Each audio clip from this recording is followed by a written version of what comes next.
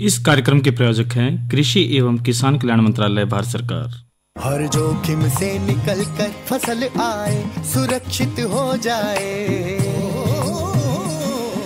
फसल बीमा से हर किसान अब आत्मनिर्भर हो जाए। संकट के समय प्रधानमंत्री फसल बीमा योजना किसानों के लिए वरदान है। अब सूखा पड़े या बाढ़ आ जाए कोई डर नहीं, अब ओले पड़े या कीट पतंगे फसल खा जाए कोई फिक्र नहीं, क्योंकि हमने लिया है प्रधानमंत्री फसल बीमा। बुआई से फसल कटाई तक हर जोखिम का दावा, न्यूनतम प्रीमियम पर अधिकतम भुगतान का वादा। योजना से हर साल जुड़ रहे हैं 5 करोड़ से ज्यादा किसान। अब आपकी है बारी। नजदीकी कृषि कार्यालय, सहकारी समिति, बैंक शाखा, अधिकृत बीमा कंपनी या जन सेवा केंद्र में स्वेच्छा से करा सकते हैं पंजीकरण। फसल बीमा पोर्टल या फसल बीमा ऐप द्वारा भी कराया जा सकता है पंजीकरण। प्रधानमंत्री फसल बीमा योजना, आपकी फसलों का संपूर्ण सुरक्षा कवच। कृषि एवं किसान कल्याण मंत्रालय, भारत सरकार। कार्यक्रम किसान वाणी सुनने वाले सारे बहन भैया ने विनोद मोरवाल की राम राम। भाइयों, कार्यक्रम किसान वाणी में हम बहुत कुछ लेकर आते हैं और हमारी कोशिश ये रहती है कि हमारे जो प्रगतिशील किसान बहन भाई है वो आर्थिक तौर पे भी मजबूत रहे और समय के साथ चलकर जो बेहतरीन फसलों से वो ज़्यादा से ज़्यादा लाभ प्राप्त करें। तो कार्यक्रम किसान वाणी में साथियों हम हर बार नए विषय लेकर आते हैं और आज का जो विषय की चर्चा करें तो साथियों आज हम बात करेंगे दलहनी फसल चने की काश्त के बारे में बात करेंगे और इसी तरह साथियों जो परंपरागत कृषि विकास योजनाओं के बारे में भी आपको बताया जाएगा।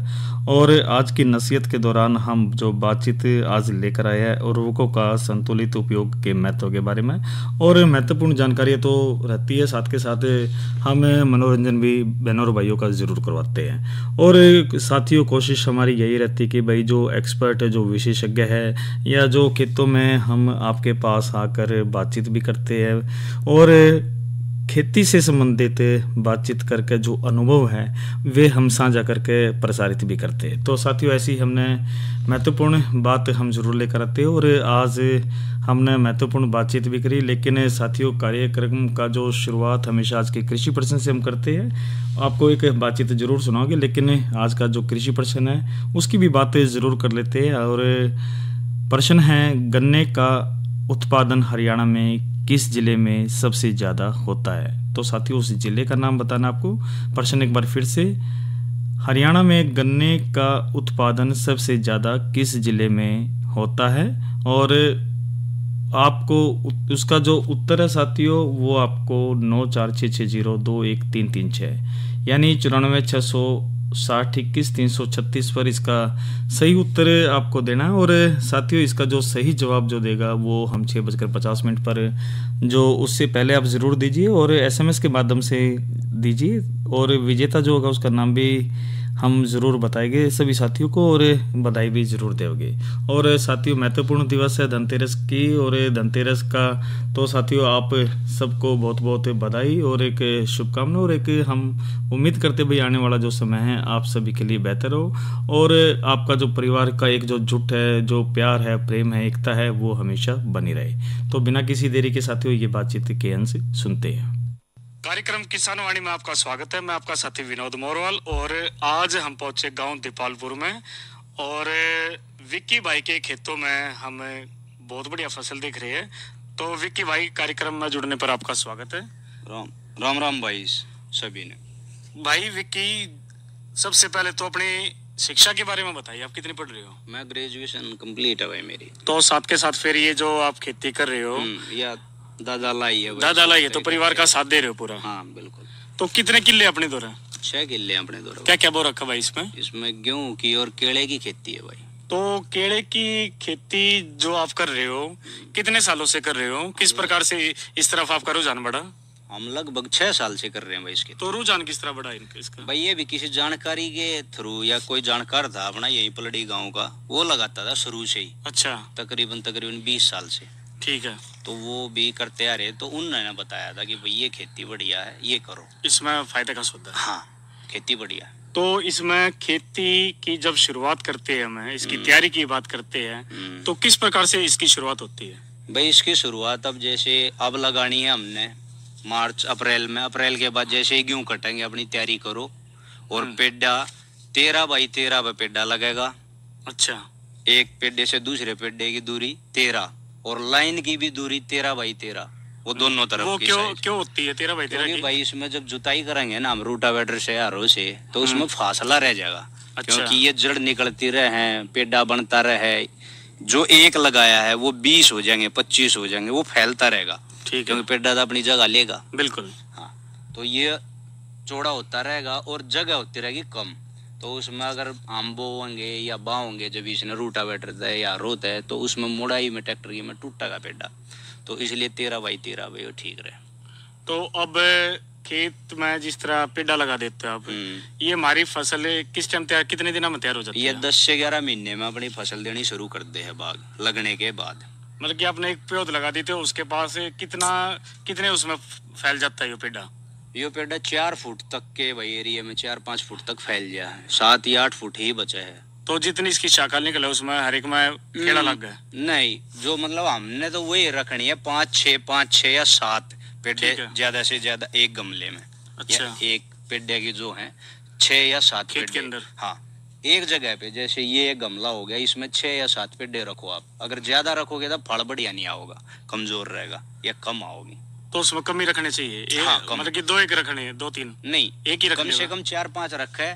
उसमें यह है 2 कट गए तो 3 पे फल आने की ओर है, साथ के साथ फल चलता रहे, अपनी पैदावार चलती रहे। तो हमारा जो फल तैयार हो जाता है 10 एक महीने में, इसमें यदि बीमारी की बात करें तो कौन सी बीमारी इसमें लगती है, क्या दिक्कत रहती है, किस प्रकार से आप इसका समाधान करते हो? इसमें 2 ही चीज है भाई। पहली तो मान ले अगर बारिश आ गई और बढ़िया उसके साथ आंधी हवा आ गई तो ये टूटेगा।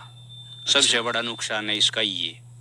अगर बाग में बड़ी आंधी आ गई और फल पे है तो वो पेड्डा एक गिरेगा, वो 2 ने 4 ने 5 ने जितने उसके बराबर में होंगे वो सब ने तोड़, वो नुकसान हो जाएगा। हाँ, और डबल तभी डबल नुकसान है, ये हो सकता है बड़ा। दूसरा इसमें फंगस का। अगर फंगस आ गया, एक बार शुरुआत होगी तो उसने कोई नहीं रोक सकता, फिर बाग खत्म होगा। तो इनके बचाव के लिए आप क्या करते हो? फंगस की दवाई लगा है, स्प्रे मारे जहाँ, लेकिन वो कोई रोकथाम नहीं है। अगर फंगस एक बार आ गई पेड्डे में तो बाग खत्म होगा।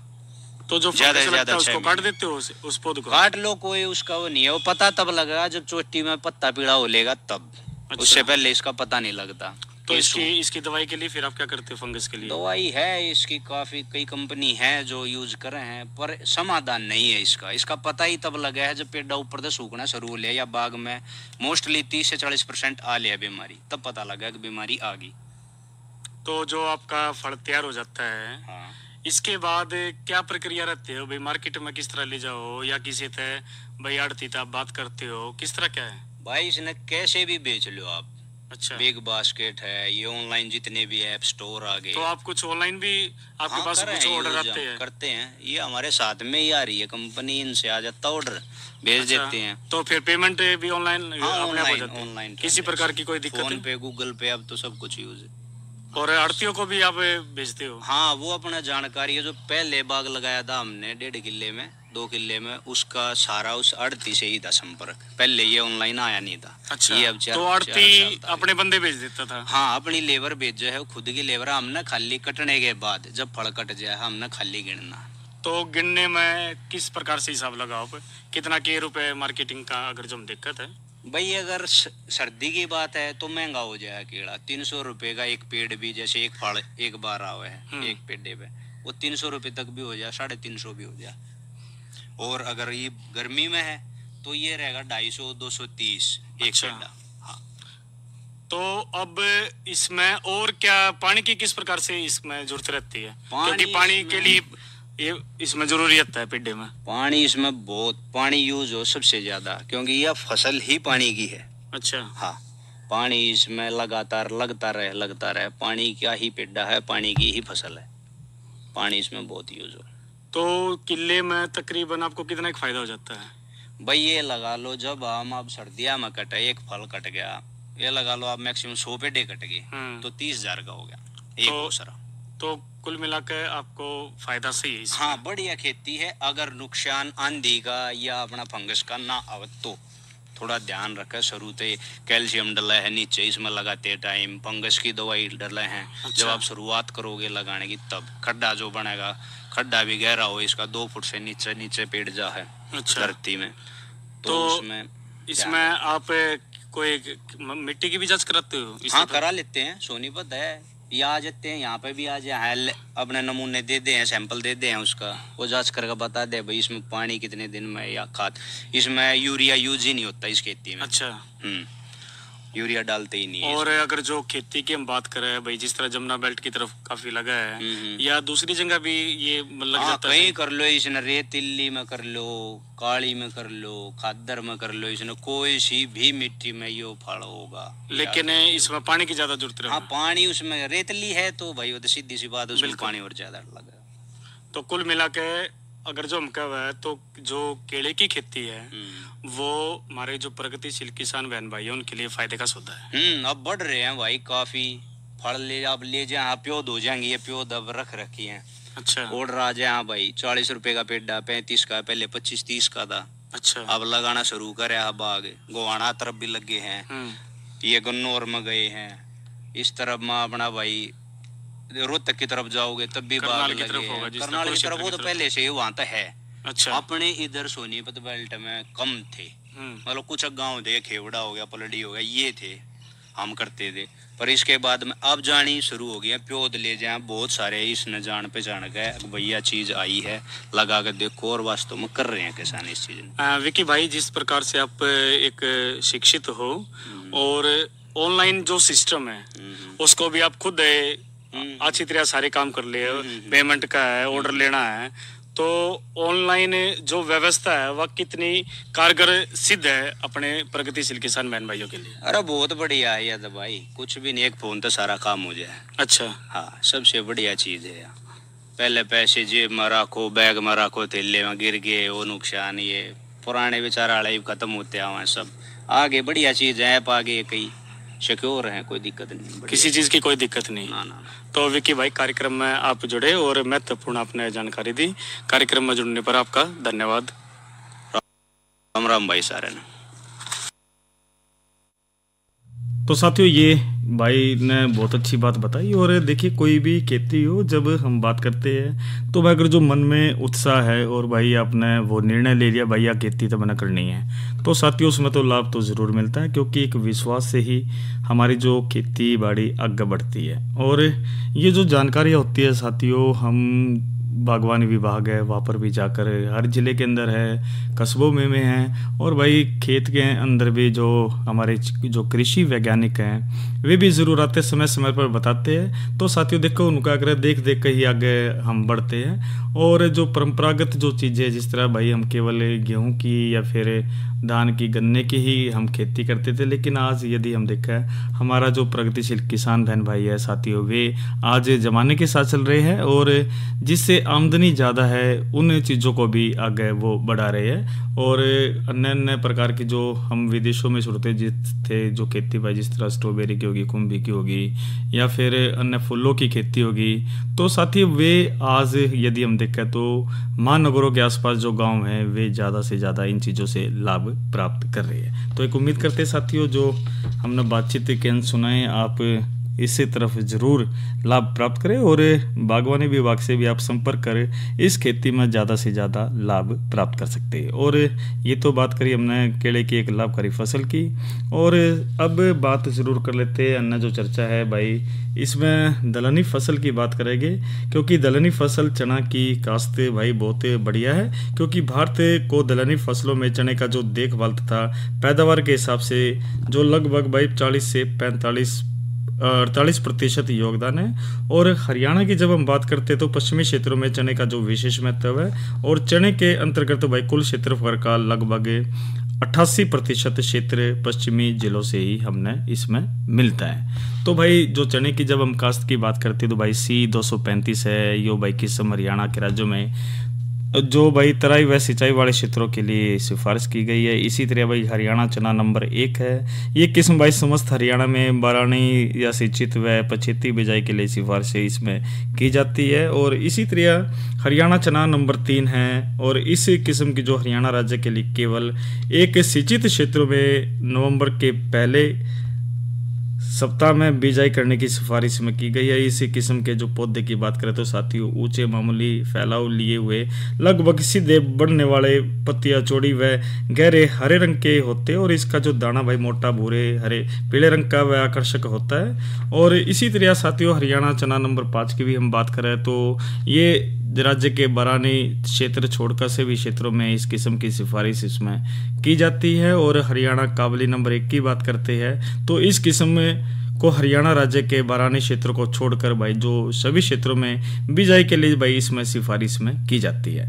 और हरियाणा काबली नंबर 2 की जब हम बात करें तो साथियों इसी किस्म को हरियाणा राज्य के बरानी क्षेत्र को छोड़कर भाई जो जितने भी क्षेत्र है वो बिजाई के लिए इसमें सिफारिश की गई है। और मिट्टी की जब हम बात करते हैं साथियों जो चना एक अच्छी जल निकास वाली दोमट रेतीली और हल्की मिट्टी में जो अच्छा रहता है और खारी व कलर वाली जो मिट्टी है इसके लिए भाई अच्छी नहीं होती। इस चीज़ का विशेष आप ध्यान रखिए। और ऐसी मिट्टी में नहीं बोना चाहिए जिसका भाई पीएच मान जो मूल्य है वो 8.5 व विद्युत चालकता 0.8 डेसीसाइमन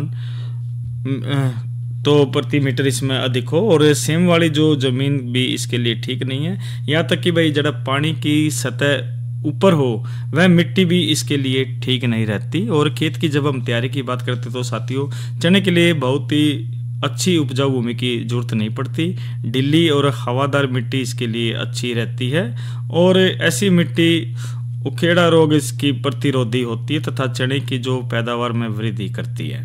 और बीज की मात्रा की जब हम बात करते हैं तो देसी जो चना से अपना वो बीज की भाई उपयुक्त मात्रा 15 से 18 किलोग्राम प्रति एकड़ है। और हरियाणा चना नंबर 3 के मोटे चने की जो बीज की मात्रा है उसकी बात करें तो साथियों 30 से 32 किलोग्राम प्रति एकड़ हमने इसमें पर्याप्त रहता है। और सुडोल दाने वाले काबली चने की बात करें तो भाई 36 किलोग्राम मात्रा प्रति एकड़ इसमें पर्याप्त रहती है। और हरियाणा चना नंबर 1 की जब पछेती बिजाई के लिए भाई 25% बीज की मात्रा बढ़ाकर यानी 20 से 22 किलोग्राम प्रति एकड़ का इसमें प्रयोग करें। और टाइम की जब हम बात करें तो भाई देसी चने की जो बिजाई का जो बढ़िया टाइम की बात करें तो भाई मध्य अक्टूबर है। तो भाई वो जो सही टाइम चल रहा है। और अगेती बोई गई फसल की बिजाई के टाइम के जो टाइम औसत तापमान 30 डिग्री सेंटीग्रेड से अधिक होने पर उखेड़ा रोग लग जाता है या फिर वानस्पतिक वृद्धि अधिक होती है तो बीज कम बनते हैं और पैदावार इसमें कम होती है। अच्छी पैदावार लेने के लिए भाई चने को मध्य अक्टूबर से 30 अक्टूबर तक बोए। हालांकि काबुली चने को बोने का जो टाइम है वो अक्टूबर का आखिरी हफ्ता है। और सिंचित क्षेत्रों में चना नंबर 1 की बिजाई नवंबर के दूसरे व तीसरे हफ्ते में करनी चाहिए। और इस सिंचित क्षेत्रों में दिसंबर के मध्य तक में भी हम इसमें बो सकते हैं। तो शायद तो बहनों भाइयों ये बात हमने चीज करी। और राइजोबियम का जो टिक्का है उसकी भी बात करें तो चने की अच्छी पैदावार लेने के लिए भाई बिजाई से पहले बीज का जो राइजोबियम के टिक्के से उपचार करें। इस उपचार से जड़ों में ग्रंथियों को अच्छी बनती है। और भाई राइजोबियम का जो टिक्का करने का जो ढंग इस प्रकार है कि भी 50-60 ग्राम गुड़ को 2 कप पानी में घोले हुआ फिर इस घोल को 1 एकड़ के बीज में मिला दे और गुड़ लगे बीजों पर चने के टिक्के को डालकर हाथ में मिलाए ताकि द्रव्य बीजों में अच्छी तरह लग जाए। और इसके बाद उपचारित बीज को छाया में सुखाकर बीजे। और राइजोबियम का जो टिक्का हरियाणा के आप सभी क्षेत्रों से ले सकते हैं। और बात अब जरूर कर लेते साथियों अन्य, और ये तो हमने दलहनी फसल की बात करी। और इसी तरह साथियों मौसम की भी बात जरूर कर लेते हैं। भाई आज का जो अधिकतम तापमान 31 और न्यूनतम की बात करें तो 19 डिग्री सेल्सियस से रिकॉर्ड किया गया। और इसी तरह भाई आने वाले 24 घंटे की भी हम बात जरूर कर लेते हैं। अधिकतम 31 और न्यूनतम 18 डिग्री सेल्सियस रहने की संभावना है। और जड़े तक साथियों जो कार्यक्रम की हम जब बात करते हैं तो साथियों कल तो रविवार है और रविवार को हम कार्यक्रम में जो लेकर आते थे भाई थारी चिट्ठी मारे गीत, अब उसका नाम जरूर हमने बदल दिया है आपके थारे संदेश मारे गीत। और आपके जो संदेश है साथियों आजकल तो डिजिटल भी दुनिया जरूर हो रही है। तो भाई चिट्ठी पत्री के अलावा साथियों आजकल हम फ़ोन के माध्यम से हम मैसेज हम ज़रूर करते हैं। तो भाई आपके संदेश हमारे गीत आप कार्यक्रम जरूर सुनिए। और सोमवार को जो हम कार्यक्रम हम साथियों लेकर आएंगे, अन्नदाता हम सोमवार को कार्यक्रम प्रसारित करते हैं और इसमें जो बातचीत रहेगी तिलहनी फसल, अलसी की काश्त और एक और चर्चा का विषय रहेगा राष्ट्रीय प्राकृतिक खेती मिशन और जो कि बिजाई नई फसल नई उमंग में आप जरूर सुनिए। तो साथियों ये तो आने वाले जो कार्यक्रम है उसकी कृषि कार्यक्रम की जानकारी दी और काफ़ी समय हो गया। हमारे जो प्रगतिशील किसान बहन भाई है जरूर भाई संगीत का रागनी का इंतजार करें। सुनते हैं ये रागनी।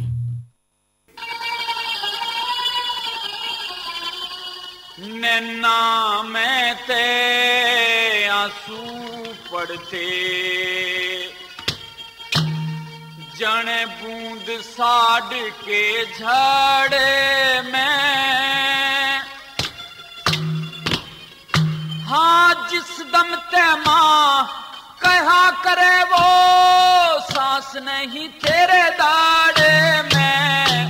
नैना में ते आंसू पड़ते खून साड़ के झाड़े में, जिस दम ते माँ कहा करे वो सांस नहीं तेरे दाड़े में। नैना में ते आंसू पड़ते साड़ के झाड़े में।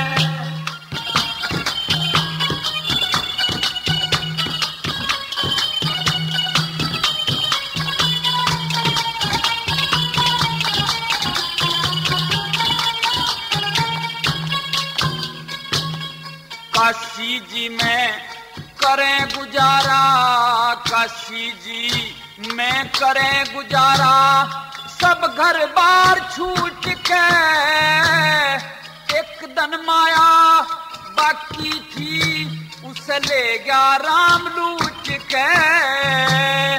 कोई घड़ी में मर लूंगी मैं सर ने कूट कूट के, कद की देखूं बाट कमर तू कहेगा मात पूछ के, कहेगा मात पूछ के।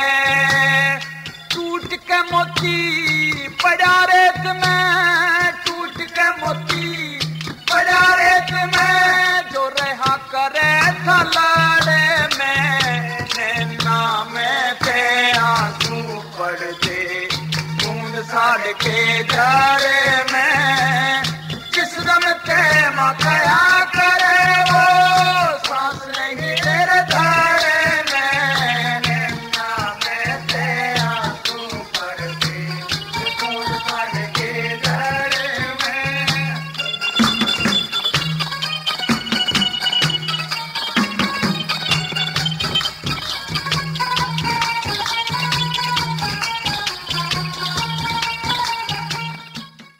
तो साथियों ये आपने रागनी सुनी और रागनी के अंश के बाद साथियों हम जो जिक्र अगले विषय का भी जरूर कर लेते हैं। और लेकिन साथियों कार्यक्रम की शुरुआत में हमने आपसे एक कृषि प्रश्न ज़रूर पूछा था कि गन्ने का उत्पादन हरियाणा में किस जिले में सबसे ज़्यादा होता है। और भाई इसका जो सही उत्तर सबसे पहले हमारे को भाई जो आया है ये भाई गांव सातड़ी से मदन कंबोज, प्रियांशु कंबोज, समृद्ध कंबोज, और इन्होंने सही जवाब दिया। भाई उत्तर भी ज़रूर बताते तो भाई यमुनानगर है जो गन्ने का उत्पादन हरियाणा में सबसे ज़्यादा होता है। तो इसका सही जवाब यमुनानगर है।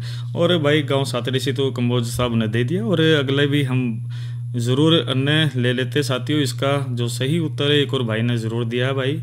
और भाई ये भाई संजीव कुमार है, अमन कुमार जो खुकानी से है, जो भाई ये जो करनाल से है और इन्होंने सही जवाब दिया है। और खुकानी गांव है भाई जो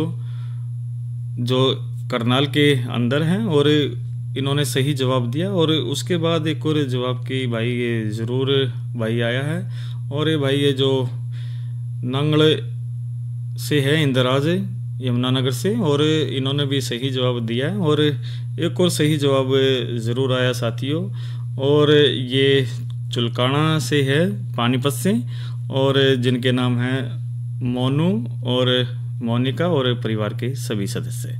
तो साथियों आपको बहुत बहुत बधाई और एक उम्मीद करते हैं कि भाई जो भी हम बातचीत ज़रूर लाते हैं आप सभी इनमें भाग लेकर ज्ञान को आगे बढ़ाए। और अब बात ज़रूर कर लेते साथियों, और ये जो चर्चा है साथियों आज हम बात कर रहे हैं इसमें आज की नसीहत में उर्वरकों का संतुलित महत्व। क्योंकि साथियों देखो जो उपयोग है आप संतुलित ज़रूर कीजिए, क्योंकि कोई भी चीज़ हो साथियों जब तक आप इसका सही इस्तेमाल नहीं करेंगे तो उसमें नुकसान हो जाता है। और जब बात करते हैं तो उर्वरकों का उचित प्रबंधन की, क्योंकि भारतीय के कृषि प्रधान देश है और देश का जो राष्ट्रीय उत्पादन में कृषि का जो योगदान 35% हो, तो कृषि क्षेत्र में प्राकृतिक संसाधनों का मुख्य योगदान रहता है। तो अधिक उत्पादन पाने की लालसा में भाई कई बार कृषि में रासायनिक उर्वरकों दवाइयों के ज़्यादा प्रयोग व उर्वरकों के अंधाधुंध प्रयोग से मिट्टी में पाए जाने वाले जो लाभदायक कीट जीवाणु व भूमि की जल धारणा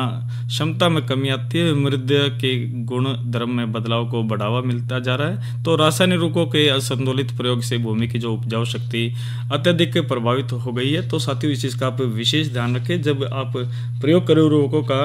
तो भाई एक तो मिट्टी की जाँच आप ज़रूर कराओ, क्योंकि मिट्टी पानी की जांच से आपको ध्यान रहता है भाई हमने कितना इस चीज़ में मात्राएं लेनी है। और जांच से फसल के अनुसार भूमि की दशा के अनुसार उर्वरकों का प्रयोग अधिक उपज के साथ साथ भूमि की दशा को बरकरार रखने में भी भाई महत्वपूर्ण इसमें योगदान होता है। तो कोशिश जरूर करें उर्वरकों का भाई आप अंधाधुंध प्रयोग ना करें। और कई बार साथियों प्रयोग ज़्यादा करने से हमें काफ़ी नुकसान उठाना पड़ता है। और इसी तरह साथियों जो परंपरागत कृषि विकास योजना है आप इसको भी ज़रूर बढ़ाइए, क्योंकि जो साथियों इस चीज़ के अंदर हम जब कृषि की बात करते हैं तो साथियों विकास जब भी होगा जब हम परंपरागत कृषि विकास योजना के माध्यम से लाभ ले पावे। और इसी तरह साथियों एक आज हम बात ज़रूर आपको बताते थे साथियों के महत्वपूर्ण नंबर है 1551 और ये किसान कॉल सेंटर है जैसा कि आप सभी को पता है। और घर बैठे आप सारी जानकारी इस पर ले सकते हैं। और इसी तरह साथियों जो PIB ऐप के माध्यम से आप केंद्र सरकार की जो महत्वपूर्ण योजनाएं हैं विशेष तौर पे जो कृषि से संबंधित है आप घर बैठे इसकी जानकारी सभी ले सकते हैं। और साथियों हमने जो आज बातचीत करी एक उम्मीद करते हैं जो हमारे जो प्रगतिशील किसान बहन भाई है इन बातों को अपने जो पड़ोसी जो किसान हैं उनके समक्ष भी साझा करेंगे, ताकि हमारी जो कृषि है वे नंबर 1 पर रहे, हमेशा आगे रहे। क्योंकि साथियों जो आप ही विषयों को जब आगे बढ़ाते एक दूसरे के विचारों को आगे बढ़ाते हैं तो साथियों निश्चित तौर पर हमारी जो कृषि है वो भी आगे रहती है। और भाई केंद्र सरकार हरियाणा सरकार की जब हम बात करें तो भाई बहुत हंगा लगा रही है। हमारे जो आर्थिक तौर पर जो किसान मजबूत रहे और आगे बढ़े, नई नई टेक्नोलॉजी है और भाई डिजिटलाइजेशन है। आजकल तो भाई सारी चीज़ें क्लिक पर हो रही है और ये जो चीज़ आप बदलाव देख रहे साथियों ये सरकार का महत्वपूर्ण योगदान होता है। और कोशिश यही रखनी चाहिए कि हम हमेशा समाज को दिशा और दशा बेहतर देवे और कीटनाशकों का कम से कम प्रयोग कराए। और जो परंपरागत खेती है साथियों उसको हम ज़रूर इसमें आगे बढ़ावे। तो इन्हीं शब्दों के साथ अपने साथी विनोद मोरवाल को दीजिए इजाज़त। अच्छा बहनों भाइयों राम राम और ये संदेश सुनते हैं। अरे अरे अरे क्या कर रहा है? इधर इधर इधर हम बोल रहे हैं तेरे बीजू का उतला बोल रहा है। पक्षियों से तो हम खेत को बचा लेते हैं पर इन घातक रसायनों से कैसे बचाएं? मतलब देख बेटा तू जो ये अंधाधुंध रसायन मिलाता है ना मिट्टी की सेहत बिगड़ने लगी है और जब माटी ही कमजोर पड़ जाएगी तो उपज कैसे सेहतमंद होगी? अरे पहले ऐसा नहीं था, पूछना अपने बड़े बुजुर्गों से कैसे फसल लहलहाती थी, शुद्धता झलकती थी। हाँ माटी भी तंदुरुस्त और लोग भी। अरे अब पहली वाली बात कहाँ, पर अब तो सब यही डाले हैं। सब नहीं, आज भी लाखों जागरूक किसान परंपरागत विधि से फसल उगा रहे हैं, खर्चा कम और उपज की कीमत भी बेहतर पा रहे हैं। सच है? रे बेटे एक्सपीरियंस से बता रहे हैं, धूप में बाल सफेद नहीं किए हैं। हाँ। ठीक है भाई मैं भी आज से जैविक खेती शुरू करूंगा। माटी से प्रेम की परंपरा है परंपरागत खेती। तो साथियों आज के कार्यक्रम में इतना ही और एक उम्मीद करते आप हमेशा स्वस्थ रहे और लाभ प्राप्त करते रहे और आपको व पूरे परिवार को पंच कल्याण पंच दिवस महोत्सव की बहुत बहुत अनंत शुभकामनाएं। और धनतेरस रूप चतुर्थी और दीपावली गोवर्धन भैया दूज आपके लिए हमेशा ढेरों खुशियाँ लेकर आए। अच्छा बहनों और भाइयों राम राम।